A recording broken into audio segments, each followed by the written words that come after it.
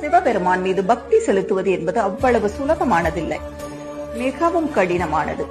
அதில் நிலைத்து நிற்பவர்களே சிவனை அடைய முடியும். அவர் நம்மை ஆட்கொண்ட பிறகு நம்மளை சுக்கு நூறா உடைப்பார். நம்ம சுத்தி இருப்பவர்களோட உண்மையான ரூபத்தை நமக்கு காட்டுவார். நான் எனது என்ற அகங்காரத்தை உடைப்பார். நம்மோடு இருக்கிறது எல்லாமே நமக்கானது இல்லை என்பதை உணர வைப்பார். பயங்கரமான சோதனை எல்லாம் கொடுப்பார். அவர்தான் நம்மளை தேர்ந்தெடுப்பார். அவர்தான் நம்மளை தேடி வருவார். நம்முடைய பொறுமையை சோதிப்பார். அவர் கொடுக்கிற சோதனைகள் எல்லாமே கடினமானதாக இருக்கும். வாழ்க்கையே அவ்வளவுதான் என்ற எண்ணம் தோன்றும்.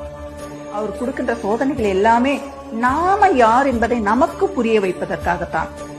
அனைத்துமே மாயை என்பதை உணர வைத்து நம்மை ஒரு புதிய மனிதனாக உருவாக்குவார்.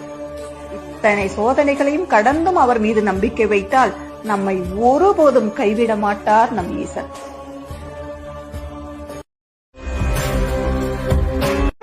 जटाटवीकलज्जल प्रवाह पावितस्थले